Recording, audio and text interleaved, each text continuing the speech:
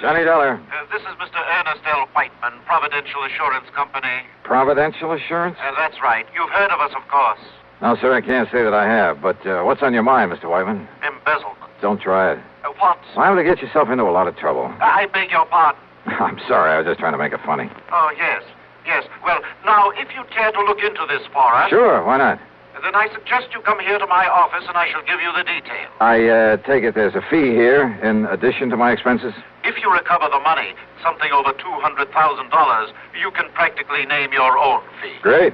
That is up to, say, $5,000. On a $200,000 loss? That's right.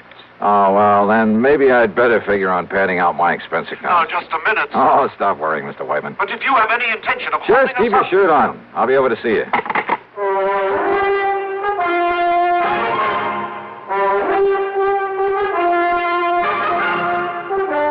CBS Radio brings you Bob Bailey in the exciting adventures of the man with the action-packed expense account, America's fabulous freelance insurance investigator. Yours truly, Johnny Dollar.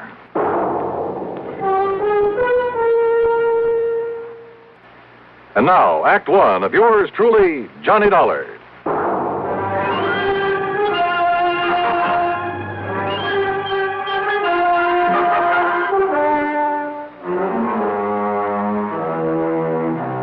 Expense account submitted by Special Investigator Johnny Dollar to the Providential Assurance Company, Hartford, Connecticut. Now, at this point, I don't know if it's the home office or not.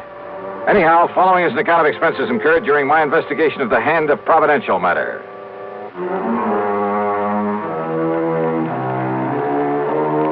For some reason or other, dealing with a new company usually spells trouble for me. But expense account item one, $1.25 for a taxi to the offices of Providential down in the square. When I say offices, I mean exactly two with a connecting door. I'm very glad to see you, Mr. Dollar. I'm Ernest L. Whiteman. Mr. Whiteman? And this gentleman, Mr. Dollar... I'm the man that had Ernie Whiteman send for you. Yes, this is... Name is Elwood Sprague, Dollar. I'm the owner of this business. The sole owner, Mr. Sprague? That's right, son. Providential Assurance is all mine, lock, stock, and barrel. Oh, I see. Made a lot of money in oil down in Texas. Couldn't find any way to spend it all, so I started this here.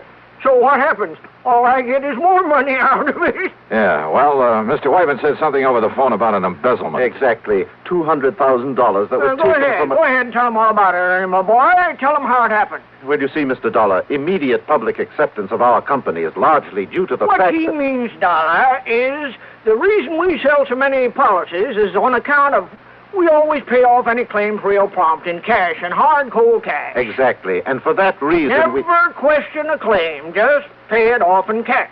That's what we promise, and that's what we do. And for that reason, Mr. Dollar... That's why so many people who can't afford much insurance come to us. Yes, but as a result... So what happens? Instead of a nice tax loss, there ain't enough claims to fill your hat.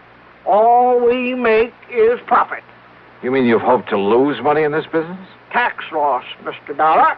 You ever have to pay the taxes on profits from a couple of hundred producing oil wells? Hardly. But now, Mr. Whiteman, about this embezzlement. As I started to say, paying off in cash as we do... That's right. Means keeping a lot of cash on hand. Oh? Then this embezzlement was of your own money? Exactly. The money was stolen from us. You kept that kind of money here in a safe or something? Well, wouldn't keep it laying around on the floor, would you? Well, have you any idea who might have taken it? We most certainly have. Sure. It was Hauser. Tom Hauser. The only one besides Whitey had the combination to the safe. He also kept the books, Mr. Dollar. Well, didn't you check his books periodically? Oh, of course I did. But when I discovered the loss this morning, I also discovered he'd been juggling the accounts. Well, how long ago did this Tom Hauser work here? Up until yesterday. As I told Mr. Sprague, I informed Hauser last night that I planned to check the cash as well as the books this morning. So what happens? This morning he's gone, and so is the money. Well, Dollar? When you ask me, this sounds like the most loosely run insurance company. Mr. Dollar. How you ever managed to get a license from the insurance commission? Well, now, that license is something we ain't bothered with yet. You what? We gotta make sure we got a business first, don't we? Are you kidding? Do you realize what the commission will do when they find out about this? Don't give it a thought, son. To say nothing of the police? Your job is to catch that Tom Now, Hauser. look here, Mr. Sprague. Then, if the insurance commission or the government or anybody says we're doing wrong... And you can bet they will. Why, then I'll pay up and get out of this business. Believe me, it'll cost you a lot more than this $200,000. Well, sure, maybe a couple million. It'll make a nice tax loss. Yeah, and you'll probably end up in jail. Well, now, you let me worry about that. Your job is to get this embezzler. And don't forget, we're paying you $5,000 to do it. Look, you say it may cost you millions to get out of this mess. That's right. And yet you're worried about a couple of $100,000? Well, now, that's different. Huh? That was stolen, son. That was illegal. Trying to make sense with this man was like trying to reason with a hitching post. I told him I didn't want the case and that I could understand why he'd hesitate about calling in the police. Sure, they'd probably start asking questions. With the only answers he could give them, he'd really be in trouble. I told him that my only duty, as far as I could see, was to notify the commission of this whole operation. Sure, son. If your conscience hurts you, go ahead and notify him. After you got this money back first. After? Well, I don't know much about investigation, but it seems to me that with him gone only a few hours, well, if I was you, I wouldn't be wasting any time. Yeah, you got a point there. Sure. And don't you forget that $5,000 that's waiting for you when you bring that money back. Well, I ask you, what would you have done? And with a fee of $5,000 dangling in front of your eyes? Yeah, that's what I did. I took the case.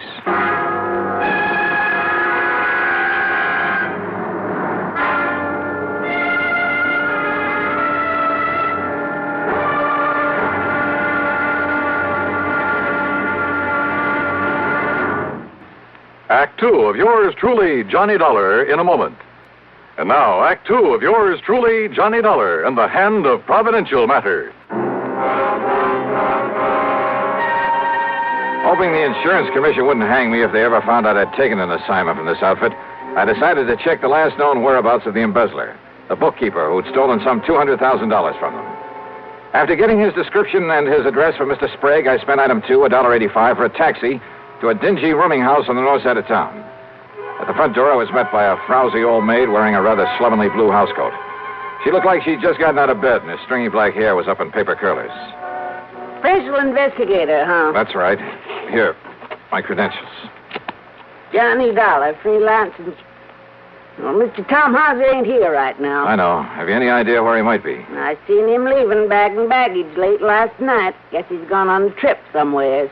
I was sitting by the front window having a can of beer before I went to bed, and I seen him get in his car and drive off. Yeah, well, just let me have the key to his room. Are you sure that's all right unless you got some kind of a warrant? Yeah, I'm sure. The key, please. Well, I ain't had a chance to clean his room up yet today. Don't do it. Don't touch a thing of his until I tell you to. Oh, well, now look, dearie. Just let me have the key. And here's a 5-spot for your trouble. Oh, well, now, you're what I'd call a real gent. And here's the key. It's the first apartment on the right, top of the stairs. Yeah, thanks. Is something wrong, Mr. Dollar? Did Mr. Hauser do something he oughtn't have done? What do you mean? What are you talking about? Hey, I had to come back here and pick up my stuff. So he isn't here. Yeah, don't worry about the split. I'll meet you like I said.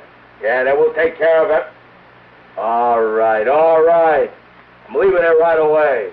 Neither Johnny Dollar or anybody else will ever... He what? Well, if he does, I'll be ready for him. Uh-huh. So come on now, hang up. Let me get out of here. Stop worrying, pal. I can take care of him and anybody else. Quietly as possible, I slipped the key into the door. I had some difficulty turning it, but finally heard the lock slip. Then I started slowly turning the knob. And then, well, I'm not quite sure exactly what did happen, except the door was suddenly pulled open so quickly that... Okay, baby. Oh. You want some more? What's the idea hanging around outside? Wait a minute. You must be Dollar. Yeah, Johnny Dollar. Then, baby, I'm gonna make sure you never get up again. Never! Never!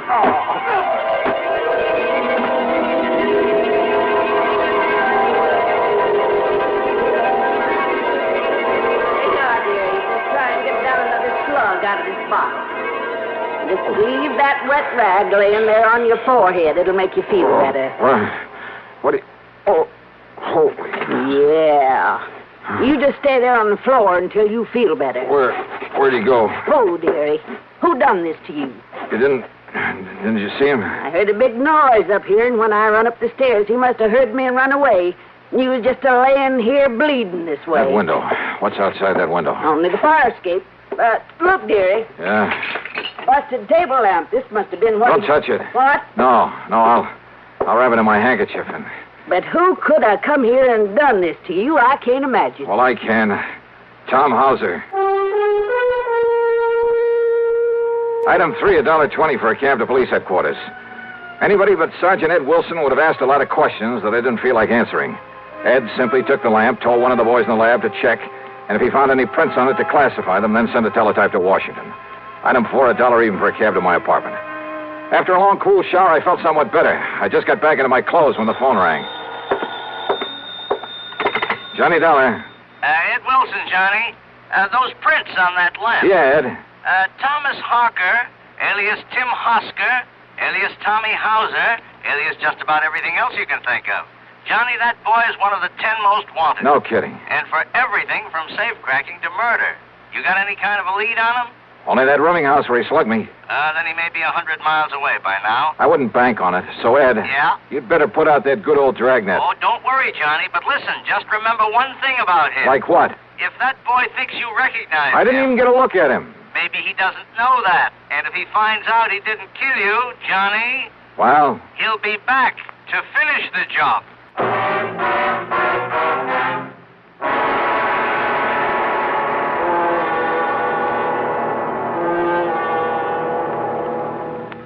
Act 3 of yours truly, Johnny Dollar, in a moment. And now, Act 3 of yours truly, Johnny Dollar.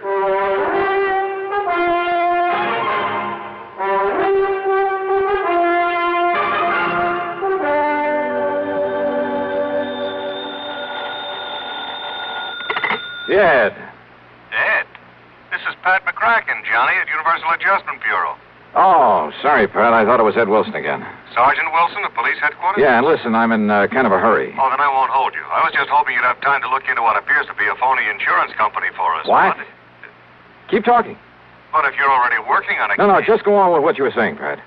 Well, we got a complaint about some new company here in town that we'd never heard of. Seems they're stalling on the payment of a small claim. Yeah, sure. In spite of their pledge to pay off promptly and without question. Yeah. Also to pay off in cold cash. Yes, that's right. Providential Insurance Company.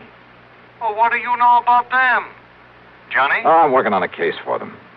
Oh, no. Oh, Johnny, don't. I telephoned the commission, to find out who they are and Yeah, where the they are. commission never heard of them. Exactly. So if I were you, until we can find out whether they're a legitimate outfit, Johnny, I wouldn't touch them. Hey, tell me, Pat, what'll the commission do?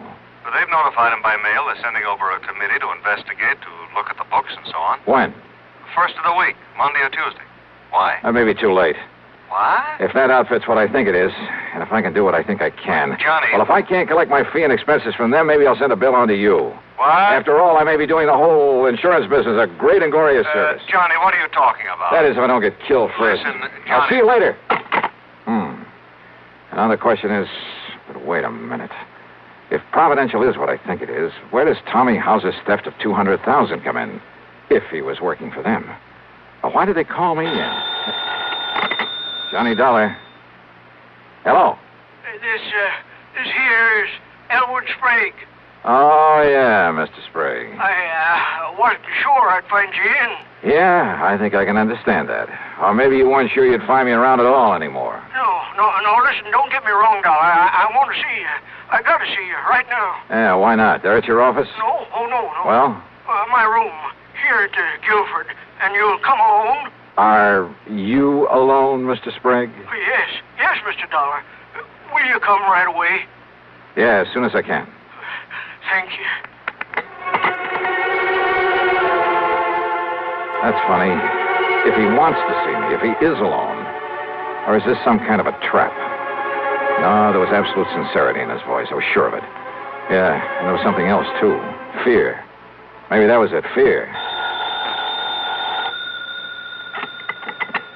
Hello? Johnny, listen, you said you'd been working with the police. So? Well, I knew I'd never get anything out of you, so I called them. Listen, if this Elwood Sprague of Providential has anything to do with the beating you took, has he? Pat, I'm on my way over to see Sprague right now. Well, I tried calling Providential. He isn't there. I know. But if he and that gangster, that Tommy Hauser... Sorry, Pat, he's waiting for me over at the Guilford. Johnny... There was no time to waste. Maybe Hauser was still gunning for me, but if so, well, maybe I wasn't the only one. Item 5, a couple of bucks for a cab to the Guilford Hotel. And there in his room, I found a very different Elwood Sprague than I talked to earlier. And the story that he slowly, nervously unfolded proved to be very interesting. So maybe I didn't ever make no oil fortune there in Texas. It ain't so easy down there as you might think. But I learned to use my wits and my brains to get along by outsmarting the next man. You see what I mean, Mr. Dollar? Then those 200 oil wells you were talking about? Well, it made a good line. It fooled you, didn't it? It even fooled Ernie Whiteman for a while. That's what gave him the idea. The idea for what, Mr. Sprague? Well, me to front for this insurance racket. You know, collect a lot of premiums and then we'd skip town. Right in the heart of the insurance industry? Always harder to pick out a bad apple in the barrel for, ain't it? Oh, brother. So what happened? That Ernie's a salesman, Johnny. When he got started on the country people around here, the money come rolling in. And when somebody made a claim, we stalled him on it. How long did you think you could get away with this? Until the commission got wise to us. Then we'd move out. The commission was planning to investigate you next week. I know. Only by that time we'd be out of here. You and Whiteman and this Tommy Hauser. Hauser. Ernie brought him in. He said because he had a record, the police would know about him, so he would take the rap if anything went wrong. But then he walks out with all the money last night. And then you sent for me. Why? Because Ernie and me go after Hauser, he might have killed us. Ernie didn't want to send for you, but I made him. I held a gun on him. Oh, real nice people. Because maybe Hauser didn't know you. Maybe you could nab him and get the money for us. So what if you did get wise to us? What if we should have to cut you in to keep you from blabbing to the law? You rotten. Do you think everybody in this world is a crook? Well, at least it was better than leaving Hauser get away with all of it. It looks to me like he has so far. But, Johnny, now listen. Oh, I'm listening. Now, Ernie didn't know it, but I heard him on the phone. He was talking to Hauser. He was double-crossing me. They're meeting somewhere to split the money. Yeah? Well, what else could you expect? Now, listen, Johnny. Then they're coming over here to kill me so that I can't talk, you see. That's when I phoned you to come over here. And you think for 1 minute I'm going to stick my neck out to save that lousy hide of yours? Oh, you got to, Johnny. You got to. All I got to do is turn you over to the police. The police? Or would you rather just sit here and wait for Hauser and Whiteman? Well? Oh, all right, Johnny. All right, come on. At least it may keep you from getting shot, which is better than you deserve it. Well? Ernie. Back inside, please. Ernie, Both of you. That gun. That's right. The one that killed Hauser when he tried to hold out on me. The one that's going to kill you, Elwood, for what I heard just now through this door. Oh, no, Ernie, please. Johnny. And, of course, that means you'll have to go with him, Dollar. Now, get inside that room. Pat, Both of you. I kind of thought you might be coming over here. What are you talking about? After I told you where I was headed. You too, Sergeant. Sergeant. The police! That's right. So you'd better drop Look that. out! You think you can...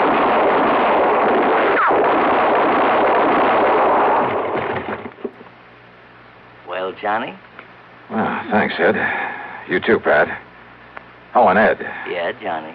Maybe you'd better put a pair of cuffs on Mr. Sprague here. You know, to keep him out of any more trouble. Oh, I'll go along peaceful.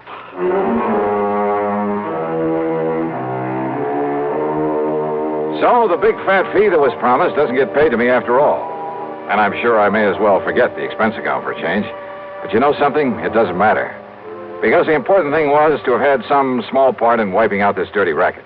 Me? I feel good. Yours truly, Johnny Dollar.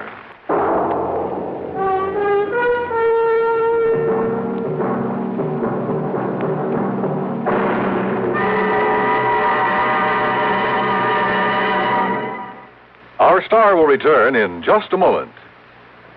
Now, here is our star to tell you about next week's story. Next week, a man who uses government help to promote his one-man crime wave. Join us, won't you? Yours truly, Johnny Dollar.